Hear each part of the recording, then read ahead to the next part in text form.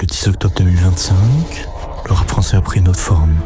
Ce jour-là, Femtoko, Petite Sœur et Néo-Front ont sorti un projet qui n'a rien d'un simple album, Pretty Doll Corps. Un titre étrange, à la fois beau et morbide, comme une image qu'on n'arrive pas à oublier, parce que Pretty Doll Corps n'est pas juste un disque, c'est une chute, une mise à nu, un projet qui t'attrape par la main pour t'emmener là où la musique ne va presque jamais, dans les zones grises du réel. Devant toute l'humanité devient illettré.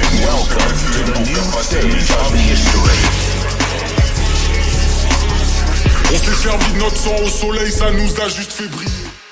Dès les premières secondes, on comprend que quelque chose ne va pas. Ou plutôt, que quelque chose se casse. Les prods de Néo-Front ne cherchent pas la perfection, elles vibrent, elles tremblent et elles respirent. C'est du hip-hop en décomposition, où les textures électroniques se mêlent à des silences lourds, et au milieu de tout ça, Femtoko s'avance. Il parle sans filtre, presque sans souffle, des mots comme des cicatrices, une mélancolie lucide, mais jamais larmoyante. Ils disent qu'on pense tous, mais ce qu'on ne formule jamais, que la beauté peut naître dans la ruine, que l'amour fait mal, mais qu'il sauve aussi, que le vide, parfois, devient un refuge. Et puis, vient Petite Sœur. Sa voix plane au-dessus du chaos comme une présence fantôme.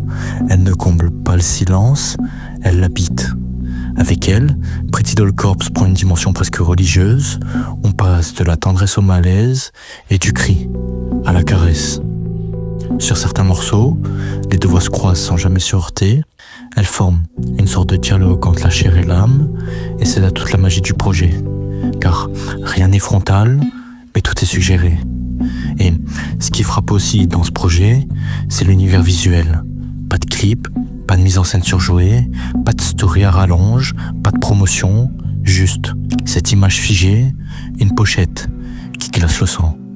Et sur cette pochette, on retrouve un masque couvert de blanc aux lèvres cousues de rouge. Quelque part entre la douleur et le silence, c'est une image qui dit tout sans rien dire, la perte de voix, la suffocation et la beauté pervertie. Là où beaucoup misent sur la clarté ou la reconnaissance, Pretty Doll Corps choisit l'effacement, une esthétique du brouillard, du non-dit et du malaise. On dirait presque la matérialisation du son lui-même, car rien n'est là pour séduire, tout est fait pour déranger et pour provoquer un écho intérieur. Parce que